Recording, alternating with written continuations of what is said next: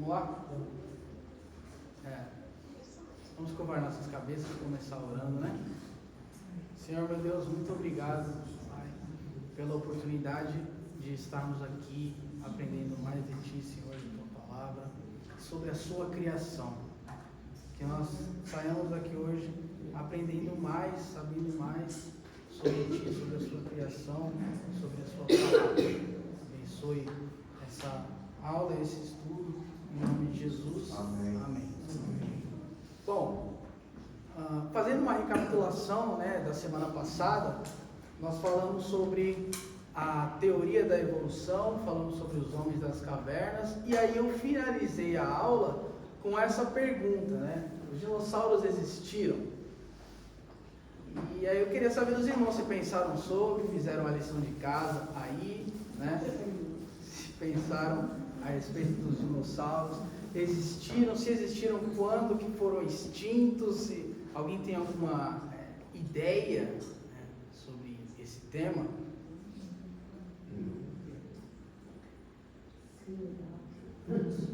Os fósseis existem, isso é comprovado, não tem como desmentir. Agora, em que fase que ocorreu, tem uma, agora não lembro o nome do teólogo que fez que assim, os dinossauros podem ter existido naquela fase onde em Gênesis diz que a Terra era sem forma e vazia. Naquele período houve uma grande destruição, aí se encaixa com esse período que foi um cataclisma, né, na Terra, e houve toda a destruição. Nessa parte da Terra sem forma e vazia, havia trevas sobre a face do abismo. Ele faz essa especulação e ele lança essa tese também. E é um grande, agora, eu não consigo citar o nome dele agora, mas é um livro que eu gosto bastante de Gênesis, ele faz um estudo de Gênesis, mas ele cita nesse período. Mas aí é complicado, né? Porque se a Terra era sem forma e vazia, como é que existia dinossauro no vazio? Não, mas aí ele fala que é depois que houve a grande destruição. Aí A teoria dele houve esse período. Então, a teoria dele é do... Havia um mar. Não tinha um humano. não tinha humano só, então não era tão vazio assim. E aí ele faz essa também, agora é difícil. Se existiu na época de Noé, a arca de Noé tinha, pelo menos o Marco Webb, ele cita que havia espaço para se ter grandes animais dentro da arca. Aí já também não dá para pegar. Eu acho que existiu, mas não sei dizer quando. 5 milhões de anos. Mas eu acho que existiu. Eu acho que eles existiram e há uma corrente que fala sobre a destruição deles, inclusive com a queda de Lúcifer. Há uma corrente que fala sobre isso. Quando Lúcifer é lançado do céu para a terra, né, supostamente, aí o que existia antes da terra, que a gente imagina, aí é o que falam da destruição em massa deles, né? Porque eles foram destruídos, eles não foram morrendo aos poucos, se devorando e acabando com a cadeia alimentar. Eles foram extintos quase que todos numa pancada só. Nós vamos abordar exatamente, né, essas especulações. Existem alguns irmãos que acreditam que foi Satanás que criou os dinossauros e, né, deixou os fósseis embaixo da terra para enganar os cristãos. Mas, na verdade, não. Tem um paleontólogo, que é o Everton Alves, que ele diz que quando a gente analisa os dinossauros, nós vemos que eles eram animais complexos, lindos, de diversas cores e tamanhos, né? Uma biodiversidade completa, que só um Deus criador, poderoso e onipotente, poderia criá-los. E Satanás não tem esse poder de criação, né? Somente o Deus ao qual nós servimos poderia criar animais tão belos e complexos. Existem diversas especulações e teorias de em que época os dinossauros existiram e quando eles foram extintos. Existem duas principais, que são, vamos ver aqui, né? Qual é a primeira? Existem duas possibilidades principais. A primeira delas é de que os dinossauros foram extintos e afogados no dilúvio. Então eles perderam a hora aí, né, de entrar na arca. Noé tinha marcado ali uma uma hora para os animais se reunirem, e eles acabaram acordando atrasados, né? E aí eles foram afogados. Ah, mas por isso, eles são obras de Satanás. Essa teoria ela ganha força, né? Quando nós vemos que os dinossauros eles são encontrados soterrados na Terra com várias e várias camadas de sedimentos em cima deles. O biólogo Marcus David diz que para os dinossauros terem sido soterrados dessa forma, né, houve um soterramento de gelo ou de pedras, ou talvez até uma grande inundação rápida, pontual e inesperada, né, que seria o dilúvio. O professor Everton Alves, né, o paleontólogo que eu já citei, a paleontologia é a área de pesquisa que foca nos dinossauros. Então aqui o Everton Alves ele diz que os dinossauros foram soterrados por uma grande quantidade de lama. Um saurópode, por exemplo, a gente tem aqui a imagem do saurópode. Olha só, o saurópode ele podia chegar a 20 metros de altura, né? Quanto de sedimento de lama que precisaria para soterrar um animal desse tamanho, desse porte? Somente um maremoto, trazendo quantidades imensas de lama para soterrar um animal desse. E o único evento que seria ideal para formar um fóssil desse tamanho, segundo o paleontólogo Everton Alves, é uma catástrofe hídrica e global que nós conhecemos como dilúvio. A segunda possibilidade é exatamente aquela que o irmão Eliseu trouxe. Há um intervalo de tempo entre os dois primeiros versículos de Gênesis. Extremamente coitado. O primeiro Gênesis 1 diz que no princípio a terra era sem forma e vazia. E Gênesis 1:2 vai dizer que a terra, na verdade, era sem forma e vazia, né? Existiria então um intervalo de tempo ali de bilhões de anos entre esses dois versículos, onde Deus criou os dinossauros, eles viveram ali, se reproduziram, etc. E aí depois eles foram extintos com um meteoro. Mas existem outras teorias também, né, de que os dinossauros entraram na arca filhotes, e aí depois do dilúvio eles encontraram um ambiente hostil, né, não favorável, e acabaram morrendo de fome e frio. E tem também, né, o que o pastor Ronaldo trouxe, que eles morreram na queda de Satanás, né, que Satanás caiu na terra com uma chuva de meteoros, e aí os dinossauros foram extintos. Então, existem diversas, né, essas são as principais. Pode passar uma. Agora, o argumento que não cabe, né, é a gente dizer que os dinossauros não existiram porque eles não estão citados diretamente na Bíblia. Porque existem animais hoje, que a gente sabe que existem, mas eles não estão citados diretamente, né? O cachorro não está citado diretamente na Bíblia, a gente sabe que ele existe. Então existem diversos animais que não são citados na Bíblia, né? Mas não é o caso dos dinossauros. Olha só que interessante. Olha o que diz em Gênesis 1:21. E Deus criou as grandes baleias e todo réptil de alma vivente que as águas abundantemente produziram conforme as suas espécies. No hebraico, essa palavra ali, grandes baleias, é a palavra tanim, que pode se referir a crocodilos enormes, serpentes grandes, ou seja, nesse versículo está incluído aí a criação de todos os seres grandes, e os dinossauros estão incluídos. Então, o texto traz as grandes baleias, né, pastor? Essa mesma palavra, para mim, vai aparecer, sabe aonde depois?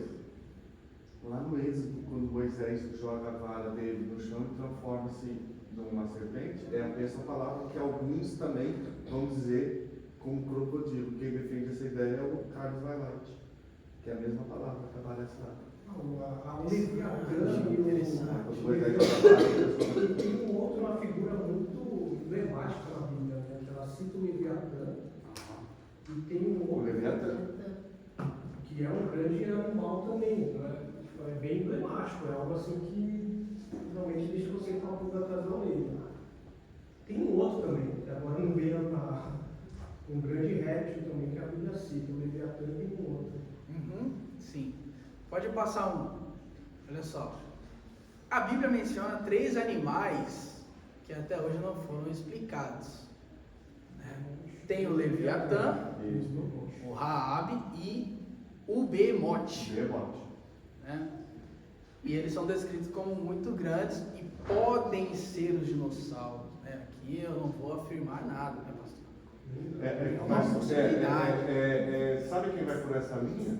Só eu. Vai por essa linha de Raabe, Behemoth e Leviatã. Se fosse dinossauro. Sim, inclusive eu peguei dele. Peguei dele, inclusive.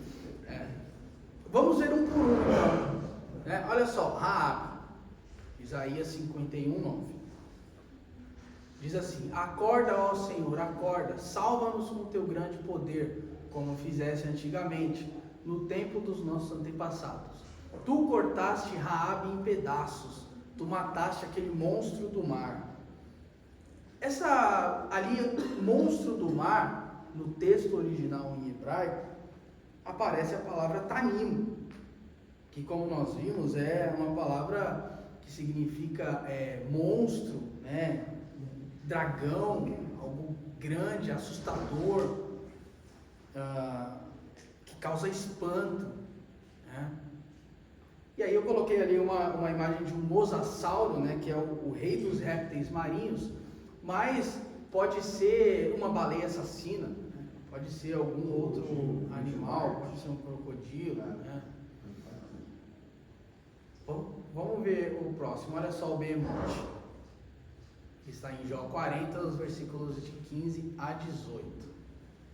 Veja o Behemoth que criei quando criei você e que come de capim como boi. Eu acho interessante a gente trazer qual é o contexto dessa passagem em Jó 40, né?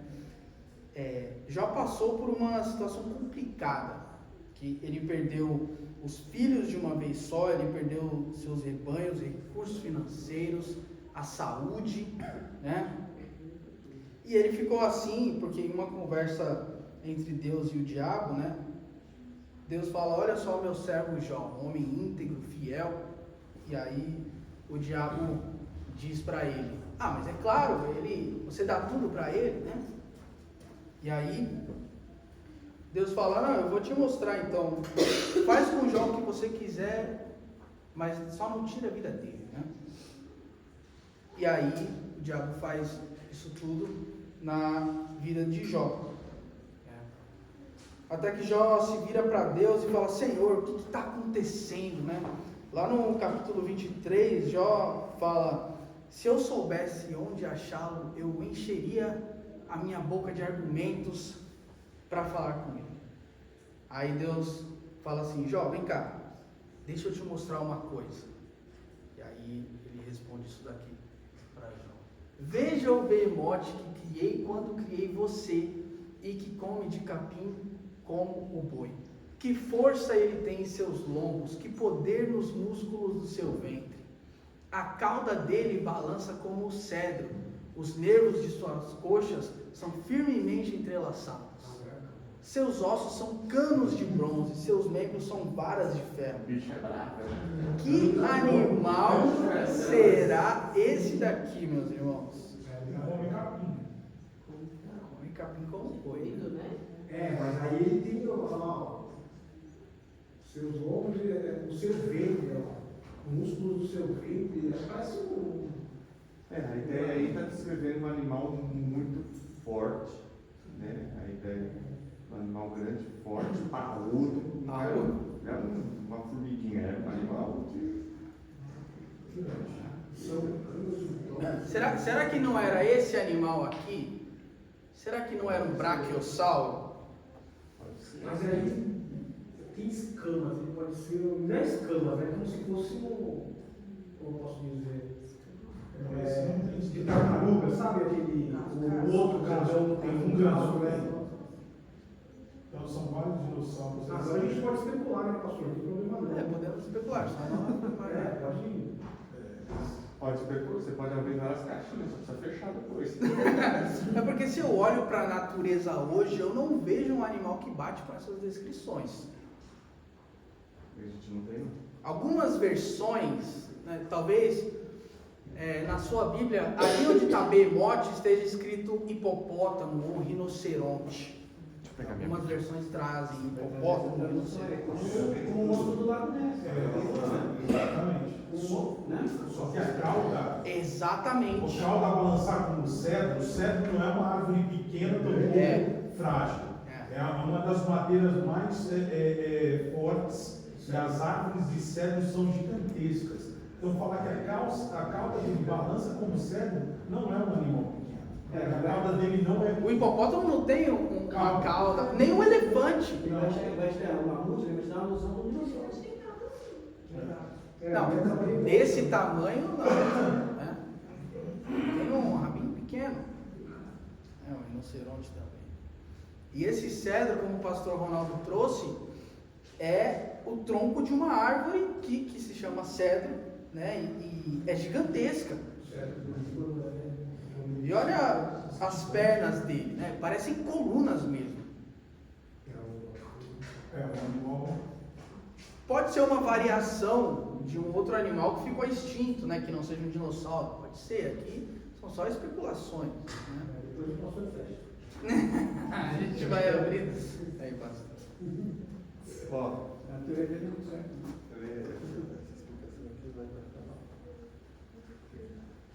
Esse nome, Behemoth, né?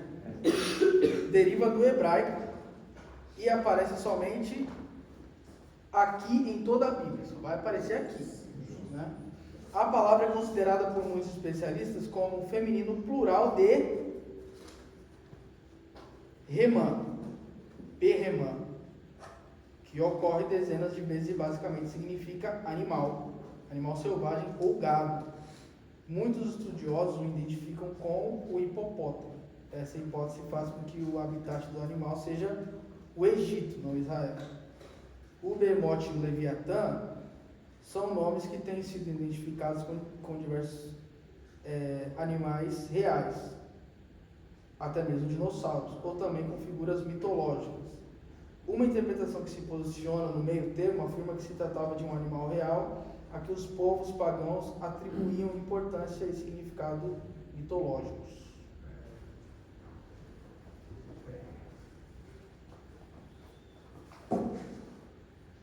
Vamos para o próximo. O Leviatã, olha só, meus irmãos. E aí, porque aí Deus continua falando com Jó aqui em Jó 41, né? Jó 41, peguei o versículo 1 e peguei ali uma porção do 19 ao 21, porque o Jó 41, ele é o capítulo inteiro falando sobre o Leviatã. Eu peguei aqui só uma porção para a gente entender sobre esse animal. Poderás pescar com anzol o Leviatã, ou ligarás a sua língua com a corda? Aqui já está, o texto já está mostrando que, né, você não consegue pegar ele com anzol, não é um animal pequeno, né? Da sua boca saem tochas, faíscas de fogo saltam dela. Do seu nariz procede fumaça, como a de uma panela fervente, ou de uma grande caldeira. O seu hálito faz acender os carvões e da sua boca sai chama. Meus irmãos, que animal é esse? Que Jó está olhando? É o banquete. Tá vendo? e é interessante que aí é um capítulo que Deus está falando com o Jó, e aí Deus falando com o Jó, falando, Jó, Não é um homem criado. quando eu criei, ó, eu criei isso aqui, meu. É isso aqui. Eu criei isso aqui. Ou seja, Deus está. Deus falando, falou, mas eu criei. Ou seja, Não é invenção. não é invenção. Não é. Ninguém está aumentando nada. Porque há quem diga que essa passagem é uma poesia, né? Mas uma poesia hebraica, ela não é desse jeito. Não, o é? Espírito está contando dessa coisa assim, né? Não segue a estrutura de uma poesia hebraica.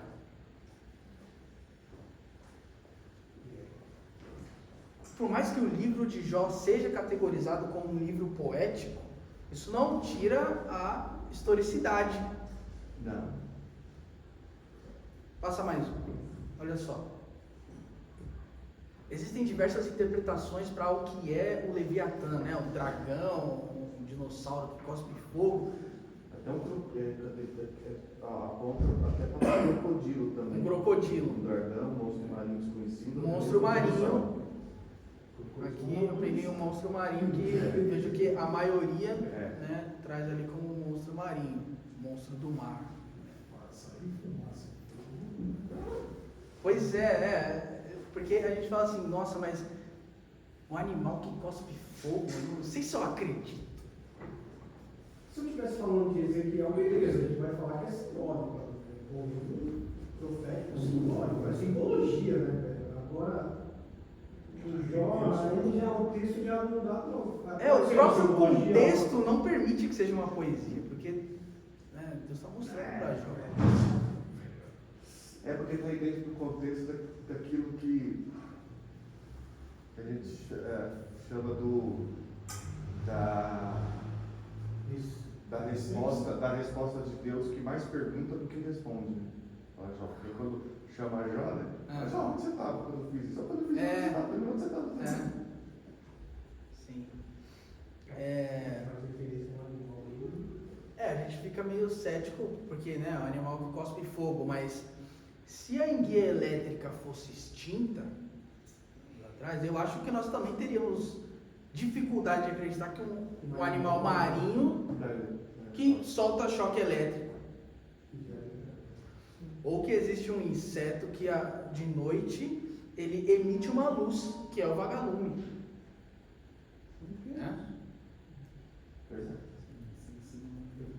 Passa mais um aí. Nós falamos sobre os três, que aparecem. Ou até mesmo a metamorfose, né? A borboleta. A lagarta se transforma na borboleta. Faz uma larvinha, o negócio transforma depois. Exatamente. Vale lembrar, a gente viu aí o Raab, o Behemoth, o Leviatã, mas vale lembrar que existem variações de dinossauros vivos, que são os crocodilos e o dragão de Komodo, mas há controvérsias. Dentro da área da paleontologia é debatido, é discutido se eles são mesmo variações de dinossauros ou não. Há quem discorde ali, eles meio que se dividem. Eu até colocar o rinoceronte nessa lista. O bicho é forte. Passa mais um. Voltando agora então, saindo dos dinossauros, voltando ao tema principal, que é o criacionismo, olha só que interessante, a trindade impressa na criação. Porque nós temos a Santíssima Trindade, Deus formado de 3 pessoas, não é isso, pastor? O Pai, o Filho e o Espírito Santo. Um Deus em 3 pessoas. Um Deus em 3 pessoas. Da mesma forma, nós temos na criação também o tempo, uma unidade que existe em 3, passado, presente e futuro. Os átomos é uma unidade em 3, prótons, nêutrons e elétrons. A música tem melodia, harmonia e ritmo. O espaço tem largura, altura, profundidade. E a pele tem 3 camadas, epiderme, derme, hipoderme, e a lista vai. Uma cadeira sustentada só precisa de 3 pernas. A lista vai. A trindade está impressa na criação. Ou seja, Deus deixou a assinatura dele. Olha só que incrível, Nessas 3 aulas que nós tivemos sobre o criacionismo, o principal objetivo é transmitir a verdade. A verdade é a ciência? A ciência traz várias indicações, mas ela é boa quando ela confirma as verdades absolutas da palavra de Deus. Faz sentido? O que vocês acham? Eu gostaria de saber se ficou alguma dúvida, né? Nós estamos encerrando aqui agora, nós falamos sobre bastante coisa. A gente começou falando sobre os sinais de inteligência, né? O design inteligente. Nós falamos sobre o Big Bang, a origem do universo, o estudo das evidências científicas da nossa fé, teoria da evolução, homem das cavernas, dinossauros. E o que eu tinha para falar sobre o criacionismo é isso. Nós vamos iniciar agora a segunda parte, falando sobre o mandato criacional. E aí eu gostaria de saber se podemos seguir, ficou alguma dúvida?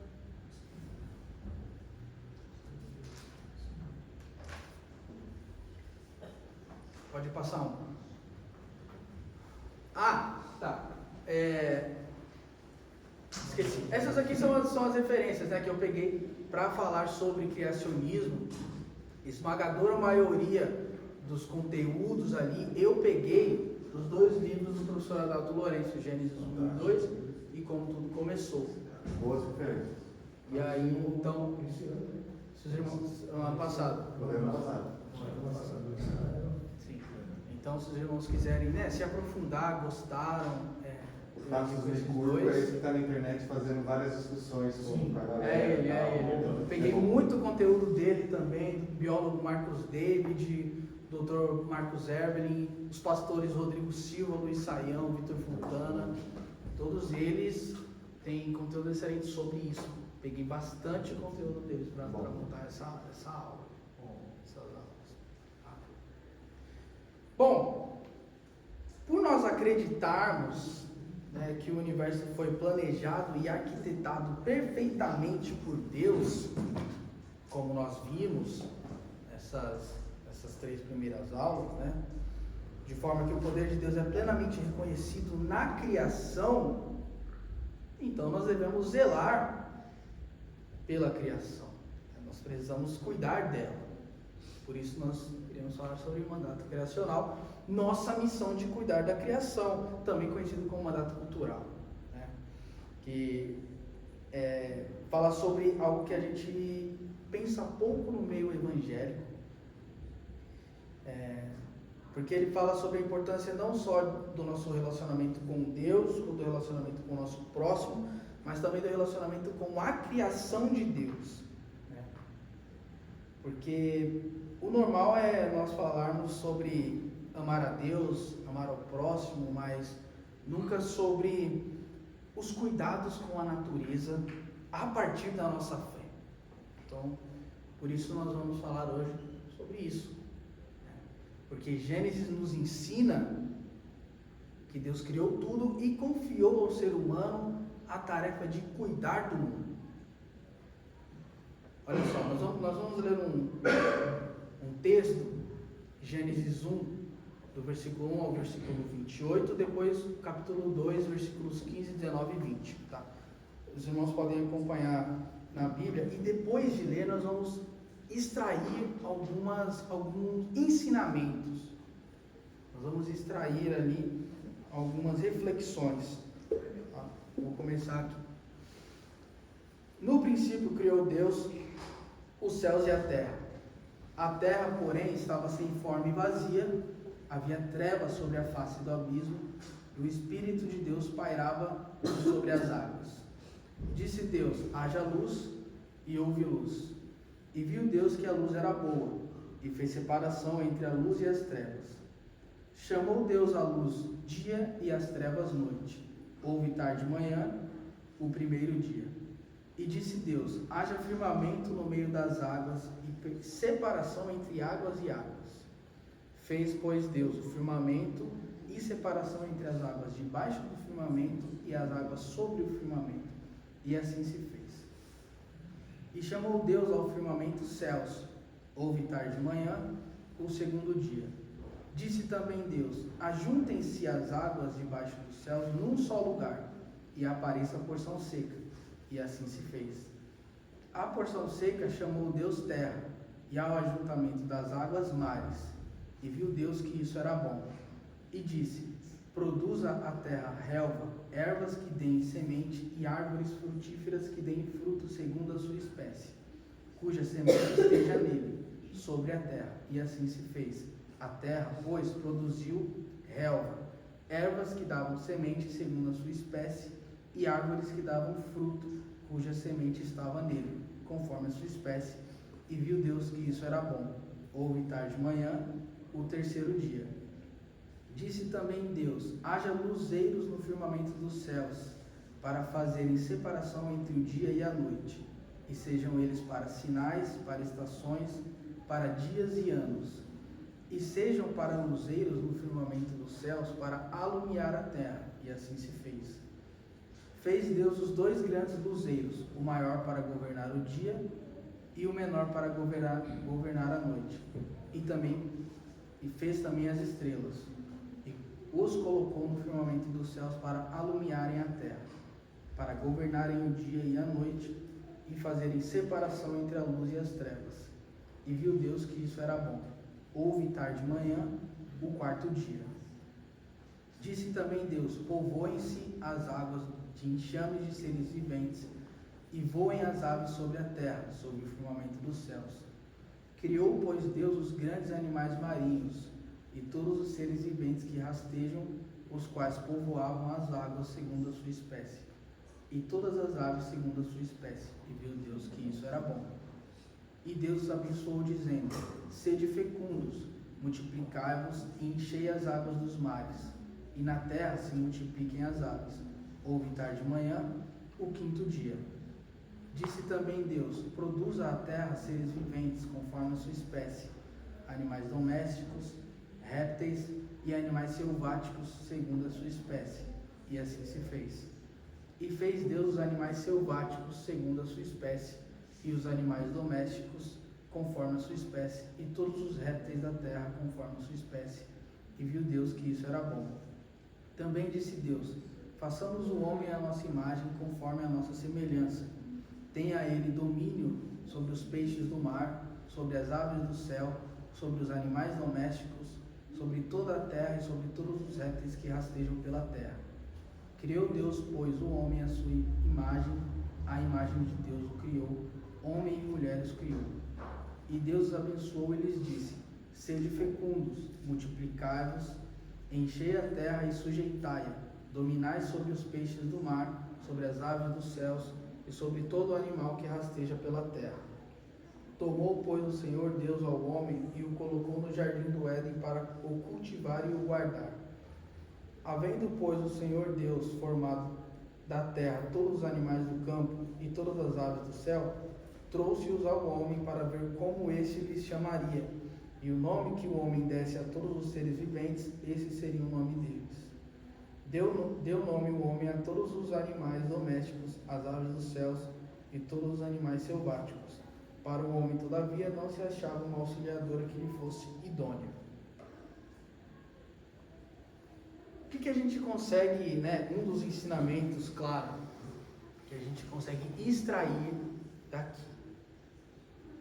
No dia 1, Deus cria a luz e as trevas. No dia 4, os luzeiros, o sol, a lua e as estrelas, para quê? Iluminar e governar luz e trevas. Olha só. Dia 2, céu e águas. O dia 5, aves e peixes,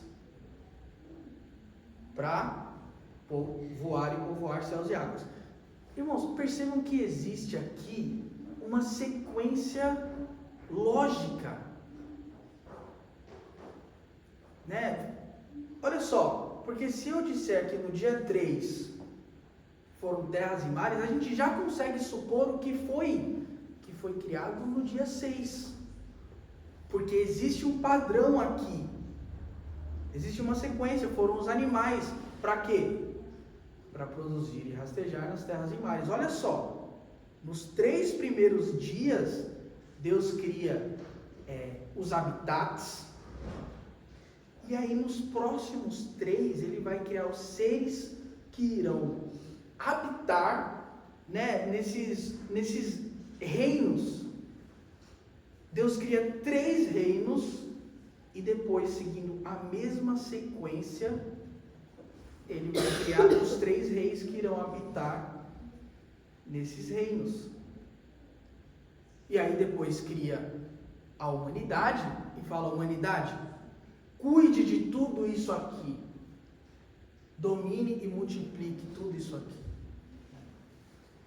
E aí depois, no 7º dia, né, Deus descansa. E a gente achando que Adão não trabalhava, né? A gente achando que a culpa da gente acordar cedo na segunda-feira foi porque Adão e Eva pecaram. Eu tenho que trabalhar. Não, porque, olha só, né, no texto que nós lemos, a humanidade tinha ali responsabilidade de agricultura, de piscicultura, de horticultura. O que é agricultura? A prática do cultivo do solo com o objetivo de produzir alimentos e matérias-primas. Piscicultura, cultivo de peixes, principalmente de água doce, dominai sobre os peixes do mar. Piscicultura. Horticultura, ciência que trata do cultivo de diversos tipos de plantas, incluindo frutas, legumes e verduras. É engraçado perceber que Deus não faz aquele discurso que a gente geralmente faz para uma criança pequena quando a gente termina de montar alguma coisa, de construir alguma coisa. Aqui que a gente fala: não mexe. E não é o que Deus faz aqui. Ele cria, né, toda a terra, o universo, e aí ele fala para a humanidade: domine, multiplique, mexa, cuide do solo. Né? Não é verdade?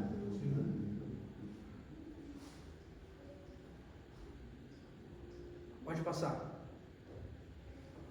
Então, o ser humano, o último rei a ser designado. Com base no texto que nós lemos, a gente consegue extrair ali algumas responsabilidades, palavras-chave, né? Responsabilidade econômica e ecológica: sujeitar, cultivar, guardar.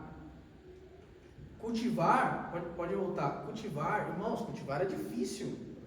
Né? Pensa que cultivar é fácil? É um cuidado constante ali. É muito detalhe. Qual é o próximo? Responsabilidade. Eu tenho para mim também que quando o texto, olha, dizia pessoal, quando o texto fala assim que no final da tarde o Deus descia para conversar com o Adão, não é? Não está lá no texto? Por que no final da tarde? Depois do serviço. Depois do trampo. Então tinha que trabalhar, Pedro. Não vai atrapalhar. Não atrapalha. Você trabalha no final da tarde, na hora que você parou, a gente vem aqui bater um papo. Faz sentido. Se der licença, você põe o Era o happy hour deles. Olha só, responsabilidade de experiência social e familiar, né? Multiplicar, encher, dar nome. Responsabilidade também, pode passar responsabilidade governamental, por que não? Né? Dominar, dar nome. Existe, né, aquela coisa que cristão não pode se envolver com governo, política, né, pastor? Aqui nós temos a responsabilidade governamental, de administração, né? Dominar, dar nome. É interessante a gente ver que Adão e Eva, quando eles comem do fruto proibido, eles não pecam só pela desobediência, né? Porque Deus deu uma ordem ali que não era para eles comerem do fruto proibido. Eles não pecam só pela desobediência, mas eles descumprem aqui uma responsabilidade que era de dominar sobre os animais, porque, Adão, era para você dominar sobre os animais e não ser dominado por eles. Quando eles fazem o que a serpente fala, eles acabam sendo dominados pelos animais. E a responsabilidade que eles tinham era de dominar sobre os animais. Então eles pecam não só pela desobediência, mas descumprem uma responsabilidade que eles tinham.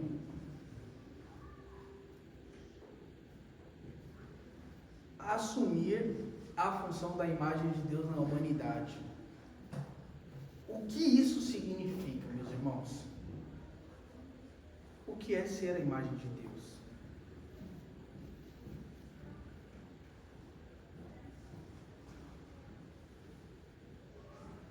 A gente tem uma conjuntura assim, é um hobby ser ecologicamente correto, né?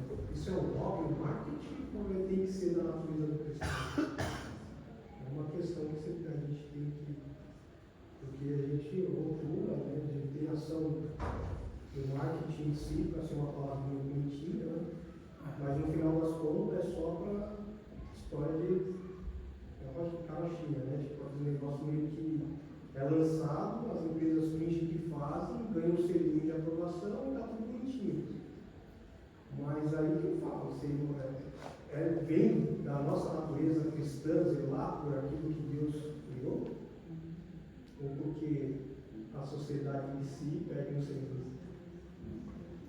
Nem a sociedade, a sociedade também nem, mas assim, as grandes marcas, né? Eu acho que o cristão ele tem que fazer o que é certo, o que é correto. Mesmo que existam aproveitadores que Exato. realmente existam, né? Mas Compete a Fazer o que é Deus. certo. Uma vez eu vi a Andréa Vargas falando sobre reciclagem, isso mudou muito a minha vida, tanto que eu sou bem chata com reciclagem. Ela falava assim, o jeito que você trata o seu lixo, sabendo que você precisa fazer uma coleta seletiva para que o meio ambiente seja melhor, a forma como você faz a coleta do seu lixo reflete o seu cristianismo. Se você tem que cuidar, você tem que fazer o que é certo. Isso é pesado, porque a gente às vezes não quer. É difícil, né? é difícil. É Lá em difícil. casa nós reciclamos. Não é fácil. Mas é difícil. Em casa também a gente ainda tem a ajuda do prédio, né? Que tem uma pessoa ainda que dá mais uma olhada, tudo. Mas é difícil. Na minha rua, tudo braço na segunda-feira, de reciclagem. Não sei se é toda a rua, porque eu lembro que no final de semana.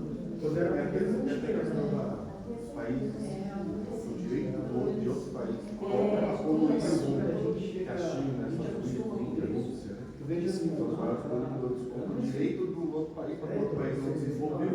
Ou seja, não polui, mas eles têm o direito de poluir uma parte do mundo. O cara vai lá e compra os direitos do outro país para poder poluir mais.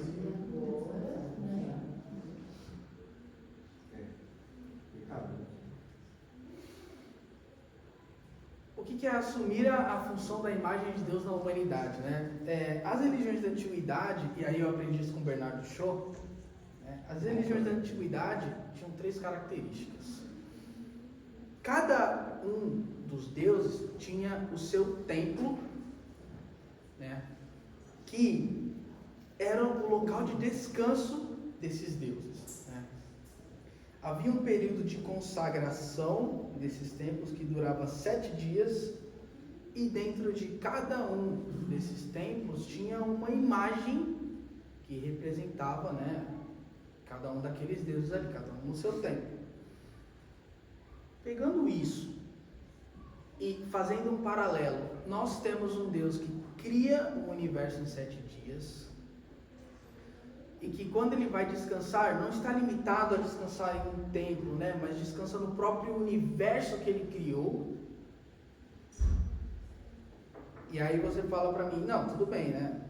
Entendi que você está fazendo um paralelo, mas falta a imagem. Onde é que está a imagem de Deus? E aí eu digo, estou olhando para ela. Nós somos a representação de Deus aqui. E aí quando o texto diz que nós somos imagem e semelhança, né, não necessariamente pela aparência física, mas na função. Passa 1. Olha só, Adão recebe o mandato representativo de assumir a função da imagem de Deus na humanidade. Representante no sentido de preservar o jardim com cuidado ambiental, dominar e administrar o mundo com seus habitantes e subordinar-se a Deus. Pode passar. O Arthur, eu estudando um dias desse aí, em relação à imagem e semelhança de Deus, preciso dizer que você só leva muito a imagem, a conotação física, né? Imagem e semelhança. Tem muitos pregadores falando que nós somos mais semelhança, porque você é bonito, que você foi criado de mim. Não é isso, a imagem e semelhança de Deus é você amar o teu próximo como amar a você mesmo, amar os mandamentos, você amar, você ter uma atitude, falar como Cristo, pensar como Cristo, agir como Cristo, isso é imagem e semelhança de Deus. Legal. Tá? Agir como, seguir os passos, né? Isso é imagem e semelhança de Deus, e não é imagem física, e sim o que Cristo faz, o que Cristo fala, o que Cristo fez e como age. Você tem que agir dessa forma, e sim você está sendo a imagem e semelhança de Deus.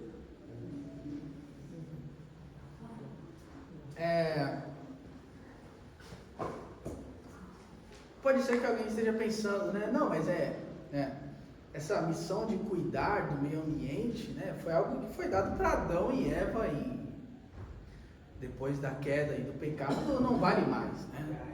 Mas não é bem assim, né? Porque o mandato criacional ele é reafirmado para Noé. Noé, depois do dilúvio, né, sai da arca com a sua família e aí aparece o símbolo da aliança que Deus faz com Noé, né, que é o arco-íris. E aí o texto vai dizer ali, Gênesis 9, 1, 2, abençoou Deus a Noé e a seus filhos e lhes disse, sede fecundos, multiplicai-vos e enchei a terra. A mesma coisa que Deus disse para Adão, com as mesmas palavras. Pavor e medo de vós virão sobre todos os animais da terra e sobre todas as aves do céu. Tudo que se move sobre a terra e todos os peixes do mar, nas vossas mãos serão entregues. E nas vossas mãos serão entregues para quê? Para a gente fazer o que quiser com eles? Não, para a gente cuidar, para a gente dominar, né? Pode passar mais um, por favor. Portanto, aqui é uma frase do Timóteo Carrique. Portanto, assumimos a nossa humanidade legítima, em parte, à medida que assumimos este primeiro mandato da boa ordenação do nosso meio ambiente. E não apenas para o benefício humano, né? A gente não tem que cuidar do meio ambiente só porque é bom, né, para o ser humano, é bom para a nossa saúde, também, mas não só por isso, né? Acima de tudo, como expressão da imagem de Deus e para que toda a criação, na sua beleza e em seu bem-estar, preste glória a Deus. Alguém pode ler para mim Salmos 8?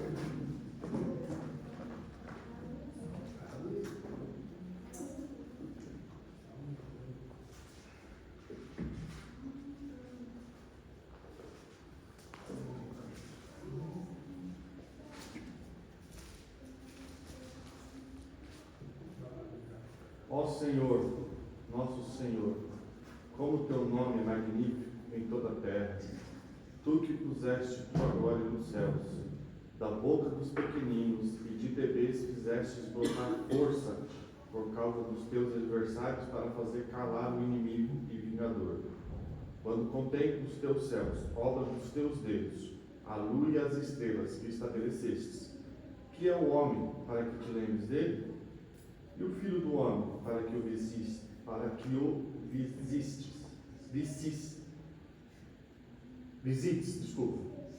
o filho do homem para que o visites. Tu o fizeste um pouco menor que os anjos e o coroaste de glória e honra.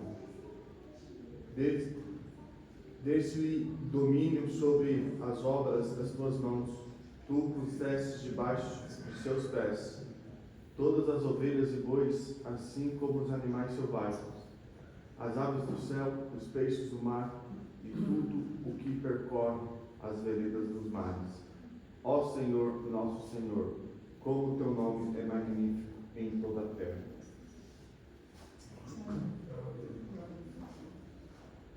Dúvidas até aqui? Pode passar mais um. Olha só. Quando a gente está falando de missão, né, acho que a primeira coisa que vem na nossa cabeça é a nossa missão de evangelizar, a nossa missão de falar de Jesus para as pessoas. O famoso id, né? Nós temos aqui o texto, Mateus 28, do 18 ao 20, fala assim, Jesus aproximando-se falou-lhes, dizendo, toda autoridade me foi dada no céu e na terra, portanto, Vão e façam discípulos de todas as nações, batizando-os em nome do Pai, do Filho e do Espírito Santo, ensinando-os a guardar todas as coisas que tenho ordenado a vocês. E eis que estou com vocês todos os dias até o fim dos tempos. O que eu gostaria de convidar os irmãos a refletir é sobre essa frase: vão e façam discípulos. Será que nós precisamos ir para algum lugar? Ou seja, vão e façam. Vão para onde? O que os irmãos acham? Pode passar um. Temos que ir para algum lugar?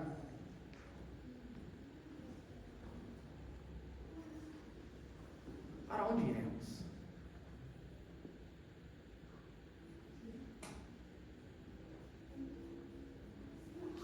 Sempre quando a gente ouve essa ordem de Jesus pedindo para a gente ir e fazer discípulos em todas as nações, a gente sempre tem de entender que a gente precisa ir para um lugar distante, que a gente precisa ir para um lugar, às vezes até fora do nosso alcance.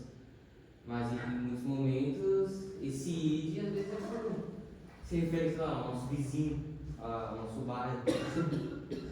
Uma ordem imperativa, mas ela começa dentro de casa. E as praças das ruas?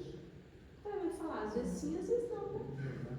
Às vezes você tem que ir para algum lugar, mas você tem que influenciar o seu onde você está. Mas a ideia aí não é uma questão geográfica, né? Mas é uma questão de Sair de uma... de ação. vida. De vida, porque onde você está, você tinha discípulos. Fala pessoal, tudo bem?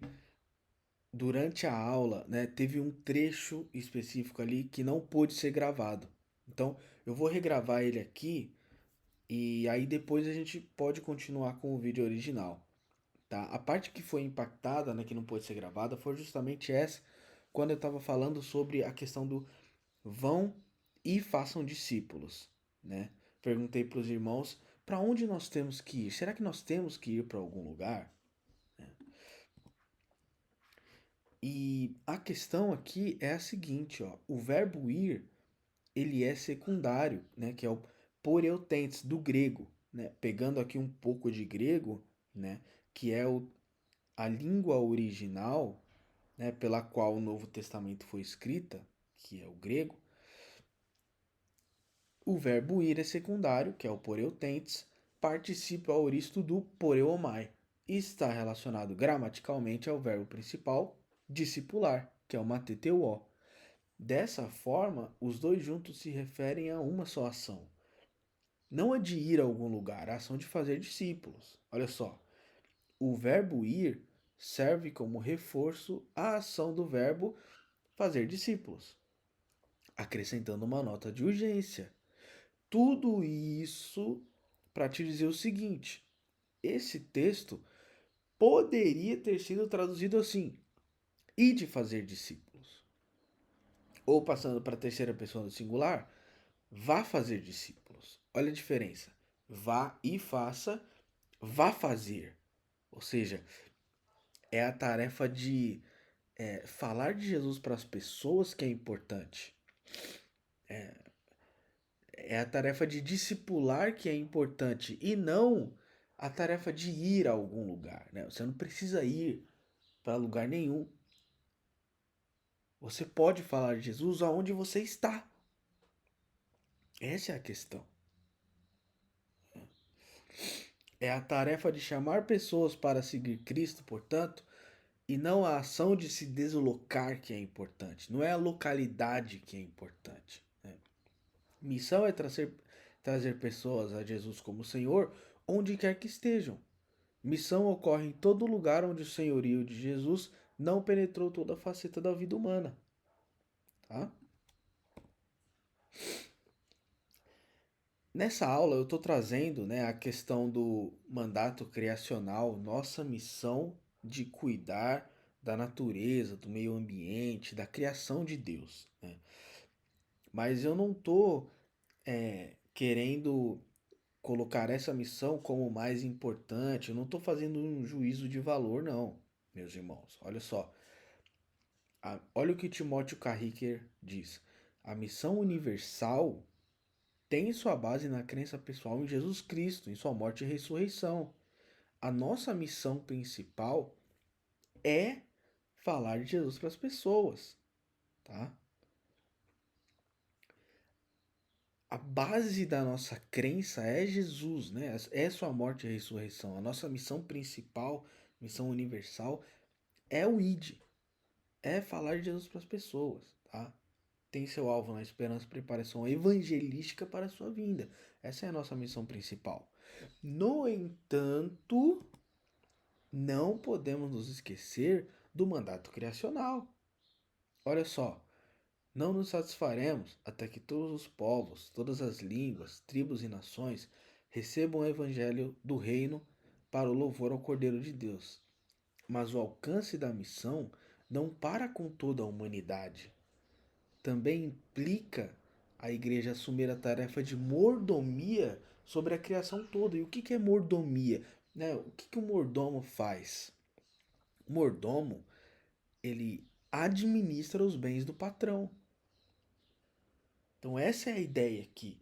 Nós temos que administrar, que cuidar, né, do que Deus criou, do que Deus fez. Então, problemas ecológicos, né? A seca do Nordeste, que afeta diretamente a agricultura, a criação de animais, né? Que foi justamente o que Deus disse para Adão fazer. Né? Nós falamos de agricultura na aula mais cedo, né? O domínio sobre os animais, a criação dos animais. Né? A seca do Nordeste está impactando nisso. Está causando prejuízo para pequenos agricultores, está dificultando o acesso à água potável. Né? As enchentes do sul que aconteceram recentemente, né? Destruição de casas, estradas, plantações. Muitas pessoas perderam seus bens, perderam moradia. Né? O desflorestamento da Amazônia, que já acontece há anos também, né? Onde nós temos uma perda de biodiversidade. Muitos animais perdem seu habitat, não conseguem sobreviver, né? Acabam morrendo. Muitas vezes estão em perigo de extinção. Plantas também são impactadas. O desflorestamento da Amazônia contribui para as mudanças climáticas.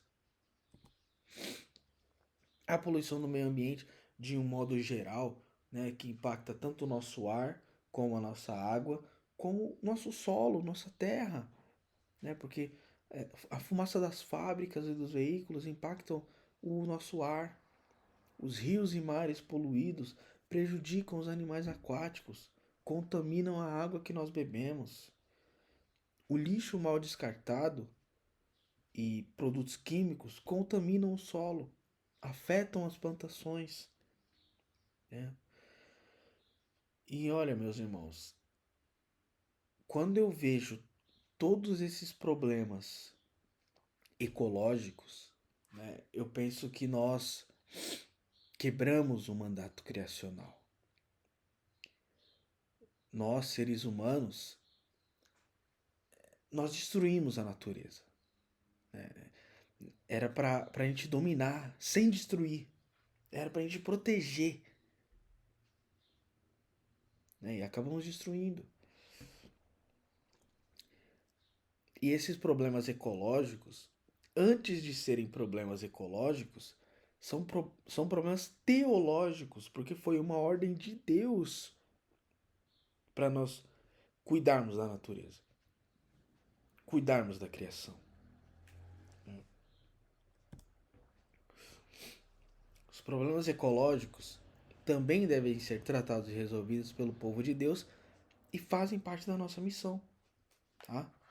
Então, a seca do Nordeste, por exemplo, né, precisa ser feito um investimento em tecnologia para armazenamento de água, né, reflorestamento, conscientizar sobre o uso sustentável da água. As enchentes do sul, né, ajudar as comunidades afetadas com doações, com voluntariado, Sabe quem foram as primeiras pessoas que chegaram? Chegaram, inclusive, primeiro que o Estado, para ajudar as comunidades que foram afetadas, foi a igreja, foi o povo de Deus.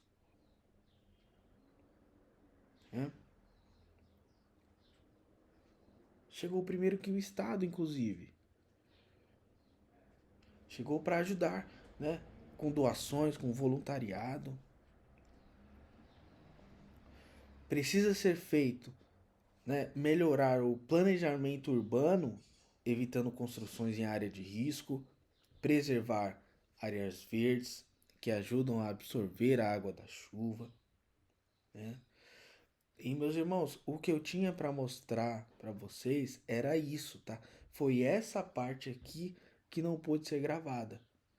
Eu vou deixar vocês agora com o vídeo original, a aula vai seguir adiante, tá? E aí vocês vão ver o resto da continuação da nossa aula aqui O normalmente. florestamento da Amazônia, apoiar a preservação e fiscalização contra o desmatamento ilegal. Nós precisamos de pessoas que prezam pelo desflorestamento e a recuperação das áreas degradadas. O meio ambiente, né, o que pode ser feito? A reciclagem, conscientizar sobre o descarte correto, ações para a diminuição dos poluentes. E nós precisamos de pessoas que prezam pelo saneamento básico e pelo tratamento de lixo. E eu entendo perfeitamente que os irmãos pensem, mas isso é papel do governo. Né? Isso até é papel do governo, mas não só dele. Passa mais um slide, por favor. Gostaria de encerrar, então, com essa frase do Timóteo Carrique, né? Que isto é um dever do governo, não há dúvida. Contudo, a igreja, tendo uma restauração substancial da imagem de Deus nela, deve também opinar e se envolver no testemunho para toda a humanidade e toda a criação. E assim nós encerramos aí, né? Encerramos sobre o criacionismo mais cedo e encerramos agora também sobre o mandato criacional. Esses aqui são os livros de referência. Tem o livro da salvação do Bernardo Shaw, que eu citei, e praticamente 90% da aula aqui foi baseada nesse livro de Timóteo Carrique, O Propósito de Deus e a Nossa Vocação. Então, se você gostou desse tema, o mandato criacional, quer se aprofundar, esse é o livro que eu indico. Muito obrigado, meus irmãos.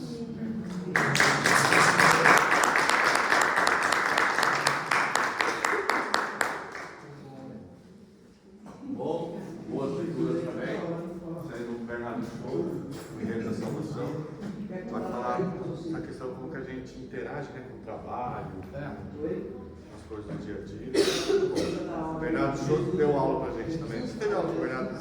Também teve. Muito bom. Bernardo Shaw. Muito bom.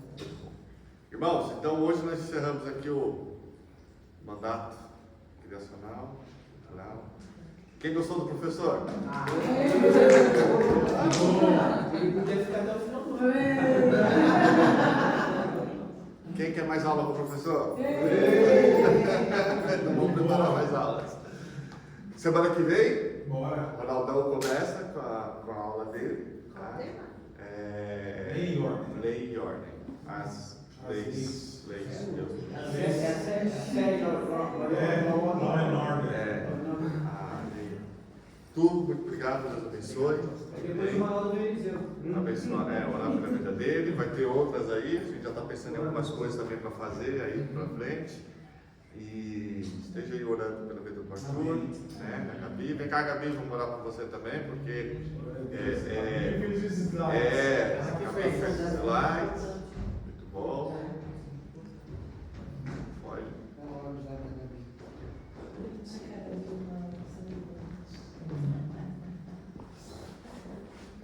Vamos orar, agradecer ao Senhor. Querido Deus, Pai, nós louvamos o Teu nome, Senhor. Muito obrigado, Pai, pela vida do Arthur, Pai que se dedicou nessas últimas quartas-feiras a falar da Tua palavra. Muito obrigado, Pai, pelo desenvolvimento dele, pelo crescimento espiritual, crescimento teológico. Pai, nós te agradecemos por isso. Pedimos que a Tua boa mão seja seja sobre o Arthur, Senhor, sobre a Gabi. Pai, que o lar dele seja abençoado por Ti, Pai, em nome de Jesus, Pai. Que não haja falta de nada, Senhor, mas que a Tua provisão esteja sobre eles todos os dias, Pai. Em nome de Jesus. Amém. Amém? Irmãos, então vamos.